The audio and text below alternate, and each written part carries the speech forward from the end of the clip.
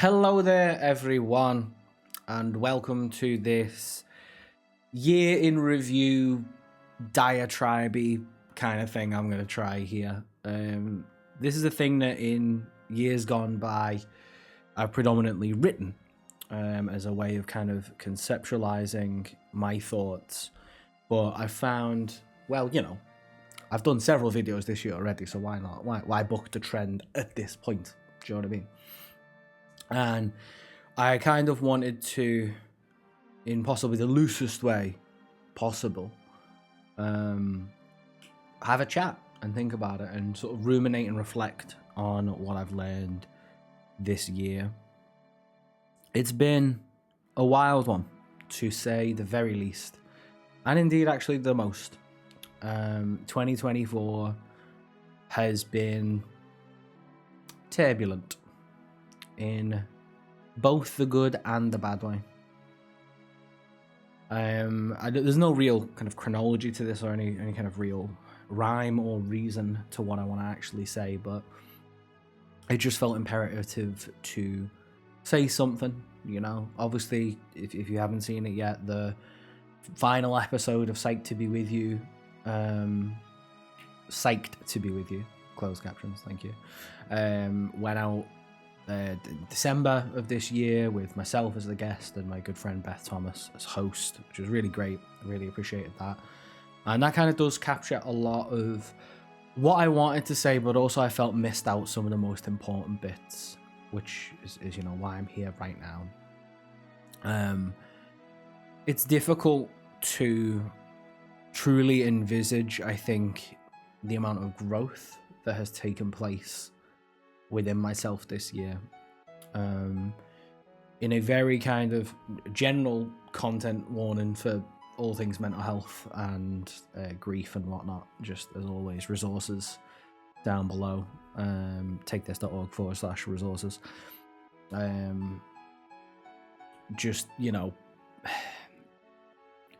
I think what is so fascinating about where I am now,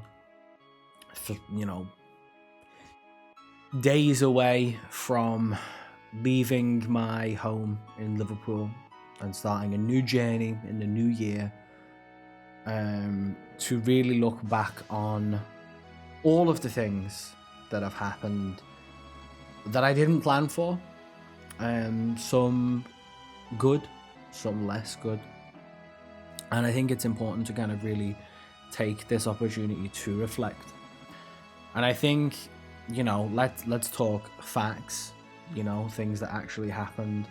There was some difficulty, there was some genuine hardship in, some of the working conditions I was in, and then being on the job carousel, which everyone knows sucks.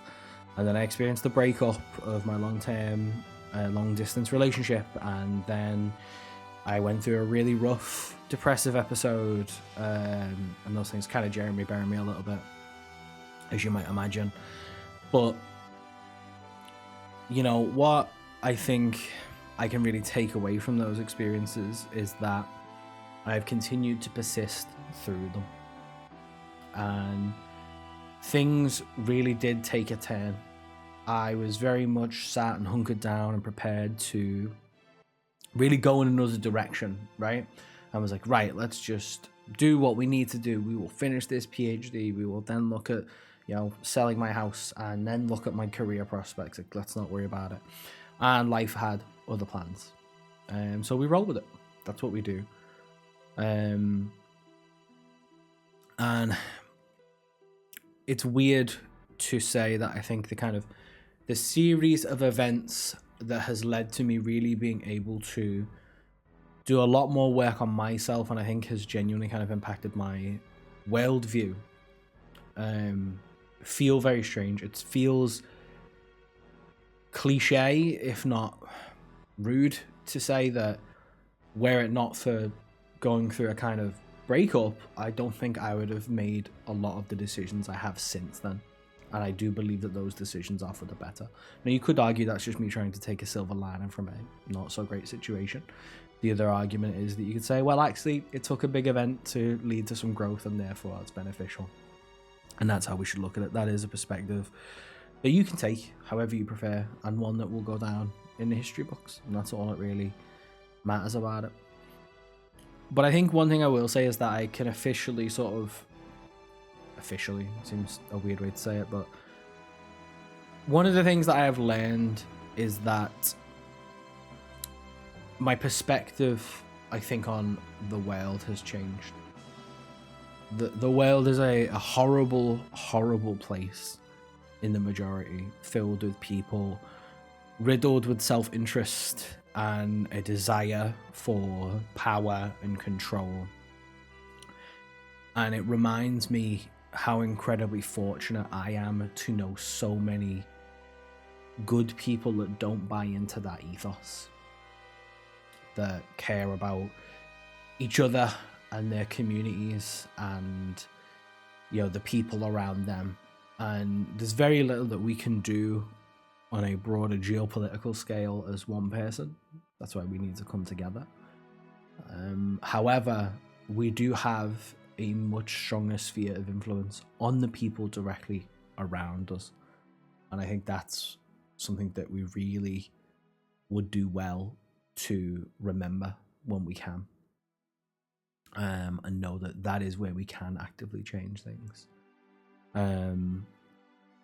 My perspective that I think changed was that I went from being someone who is pessimistic and I think quite passive into someone who I would now declare myself an optimist, for all that it's worth, in the sense that pessimism is a natural defense to disappointment, right? Like, if you anticipate everything is going to be the worst, you use that as a defense mechanism to tell yourself, well, I saw this coming, so I'm ready for it, as a way to try and lessen that sting. But all that really does is kind of put you at this deficit. It puts you at this hyper alertedness. It positions me, at least, in this situation where I feel like I'm always on edge, always having to anticipate the worst. Now, I can say with some definitive application that, for me personally, that is something that is a response from events that took place in my childhood that I would describe with a lowercase t when I use the word trauma. It's a lowercase t, not a capital one. And I think actually optimism is more important, because if we ourselves stop seeing the potential for good in others, we will lose sight of the good that is already there in others as well. And that's what's really important. I think we have to see that, we have to signpost it. And pardon me, I would go so far as to say I don't think I'm necessarily a genius or a very, very exceptional person or anything like this, right? But I'm genuinely very blessed to be around many people who are exceptional and who, in the face of great adversity, continue to push themselves, the others around them, but more importantly, choose to be kind. Continuously, repeatedly, uplifting other people, trying to be a voice for others. And I think if I was to be critical of myself this year, I have not done enough of work for sort of the capital C community, as opposed to the lowercase c, community that is within my sphere of influence, right? If I could impart any wisdom from the things that I've learned about myself through reading and trying to explore how I feel and being engaged with things like therapy, it is don't wait. Don't wait for anything. Waiting is a passive action. You wait for a bus because you can't get anywhere without it until it gets there, right? Don't wait for anything in life. I've thought a lot recently about mortality, and my father died before he reached 60, and I kind of thought about that in terms of my own life and how many years I've been around, right? And thinking like, oh goodness, like I've wasted so many of these years being so angry at myself and feeling so much self-hatred and anger, and translating that into trying to find purpose through other people or other things. And it is by the good graces of luck and the gods that I have found myself in a position where I can now say, well, actually, you know, I'm pretty lucky. I've somehow managed to work into a position of tremendous privilege, and it is important that I am aware of that when I use it. Because I'm going to reach a point where I do finish this PhD, and I'm going to be able to say I have achieved a whole lot of stuff that is incredibly meaningful to me, and it is something that I can share with the people that I care about. But the reason I say don't wait is because I think I spent longer than I should have trying to reach this point. I told myself that, oh, it doesn't matter. I'll once I get to this point, things will be better. You know, all I have to do is just keep pushing on, reach this point. As if that somehow would make everything better. And it's not the case. You have to be an active agent in the things that you want. Waiting implies this halting of progress, right? And I'm waiting for nothing. Not anymore. Wait for nothing. Do what you can. However great or small that is, you have to be able to firstly sit down with yourself and understand what it is that you want, and then situate that in the changes that you wish to make. And those things are possible. They're always a way. It might be hard. There are always going to be things that are going to be unattainable to a degree, but having the faith and the guile to try, I think, is really important. And that's the way I'm trying to operate now. You know, I'm not sitting here sounding like I'm the finished product, because I'm not. There is still a lot of things that I'm currently working on. I'm going to be continue working on for a little while longer. This PhD thesis being the primary of them. We have a few months to finish it, and it's either finish it or don't, and that's very scary. And that's a scary thing on top of all the other very scary things that I'm doing. But if I didn't do those things now, I know I would regret it. And I have to try. I have to give it everything I've got. This is my final dungeon. This is my northern crater.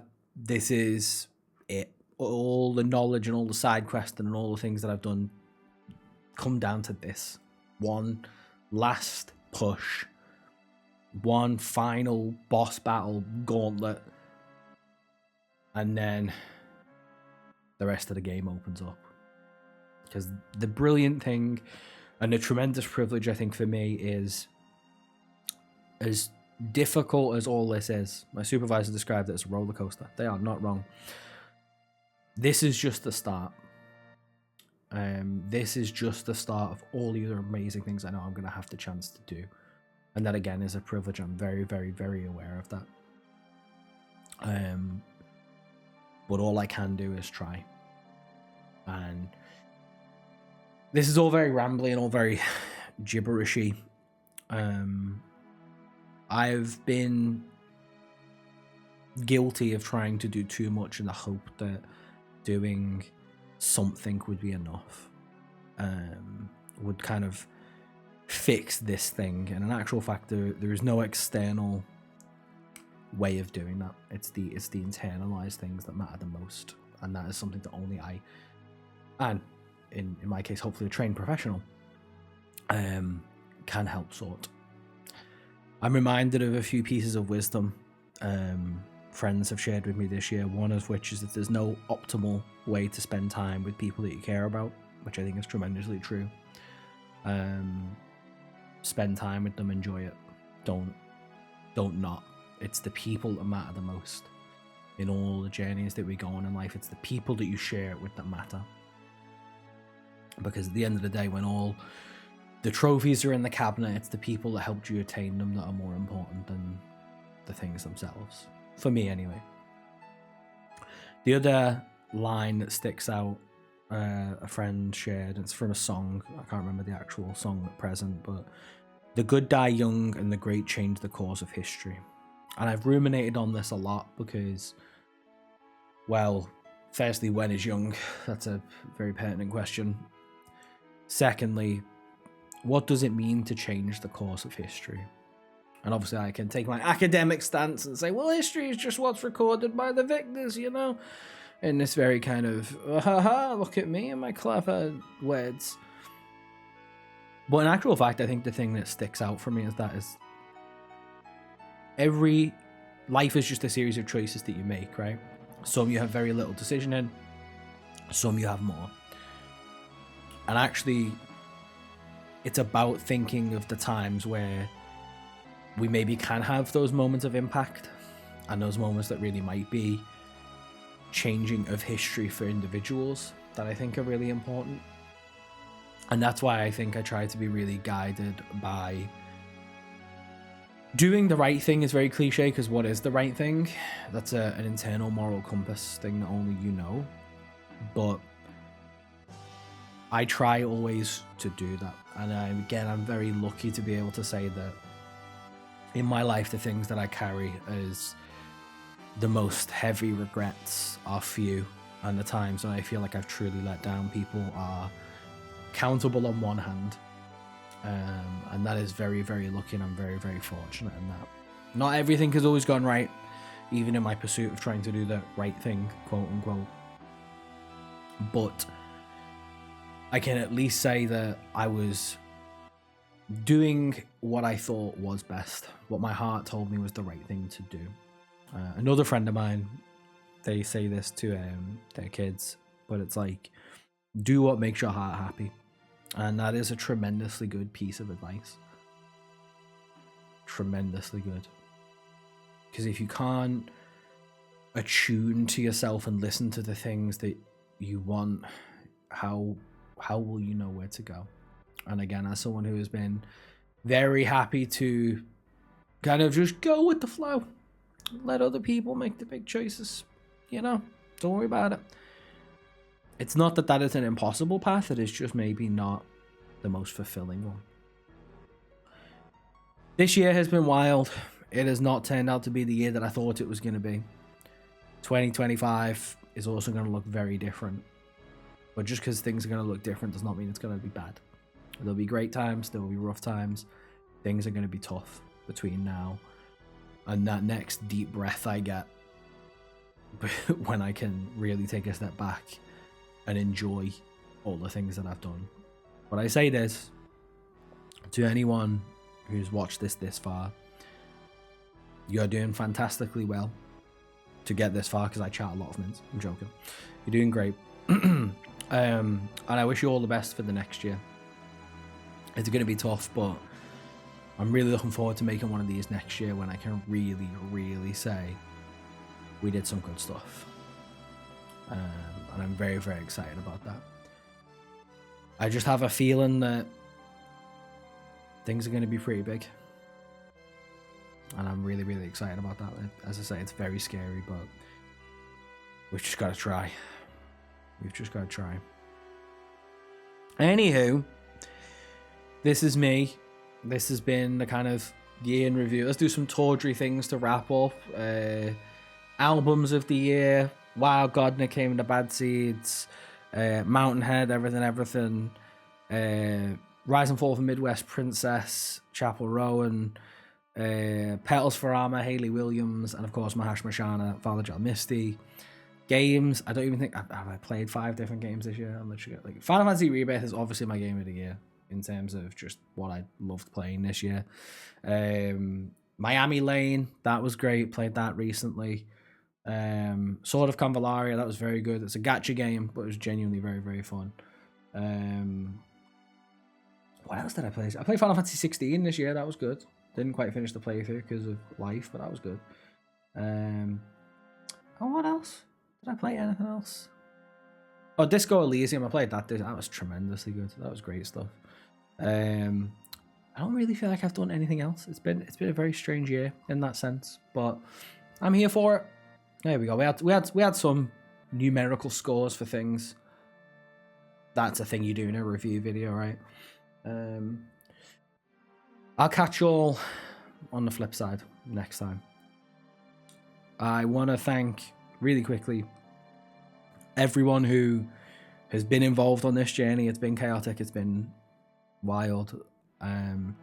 Accepting the kind of sometimes enforced vulnerability of putting all this stuff out there and just kind of letting it exist is frightening, but it would also feel incredibly disingenuous to not do that.